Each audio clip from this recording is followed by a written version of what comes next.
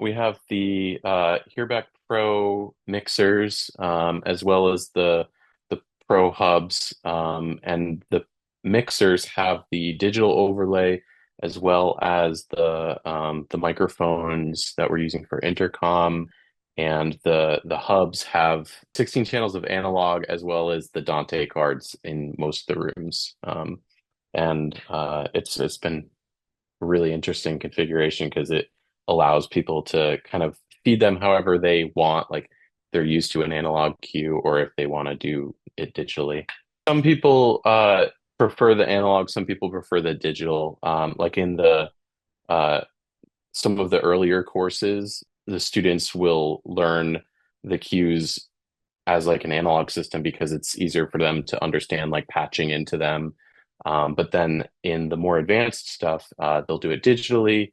And that's really great because we have the Avid Matrix 2 interfaces, which have Dante on board already. So we can just go right to those. And it's technically lower latency, I believe, because it doesn't have to do a rounded conversion, which is nice. In terms of rooms that we use the hearbacks in, it was five and now it's six. We just added one room recently. The main rooms that we use them in are tracking spaces primarily. So some of our most like flagship rooms in 160 Mass Ave, as well as a few of our rooms in 150. Because the sessions have to have such a quick turnover, in our old queue systems where you had to label everything by hand and patch everything analog, like it's just been able to really speed up the workflows for people because they can either have a file already on hand from a previous session or just go into Pro Connect and type in all the names really quickly and like get their settings right. And even zeroing them out like between sessions is really easy now that there's the new like zero out feature, like just globally, like it pretty much removes all the naming, the stereo linking, and just like any kind of grouping or whatever is going on.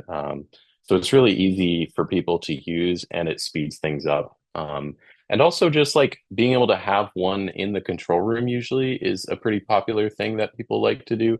They'll either like communicate with the musicians, use it as a talkback return, use it just to hear like what other people are hearing, or even control like if someone's saying, I don't hear my click or anything, you can go in and just turn up their click pretty easily. So that's not something that we were able to do before we had the hearbacks, but it's something that we can do now, and it's great.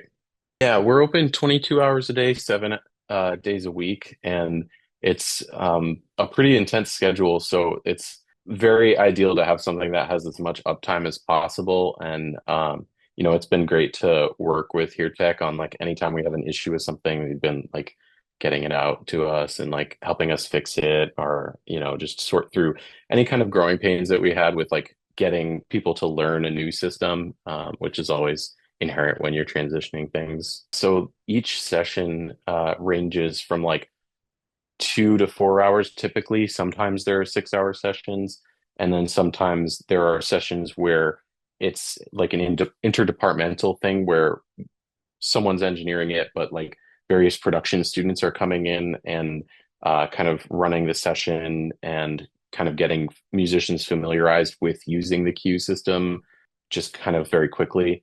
So just having the ability to like change things very quickly if needed is good. Like, 2 hours is rough when you consider like setup and tear down and trying to like stay inspired for a take. There are some like power users who like to take advantage of like being able to feed it with like 32 channels or do some like pretty intense grouping, but I think like one of the key features in it is just like the time savings. Really, it's just been very flexible, and like that sounds kind of boring, but like sometimes in the studio, boring can be a lifesaver in a way. So I think that's been one of our greatest like things that's been added with these.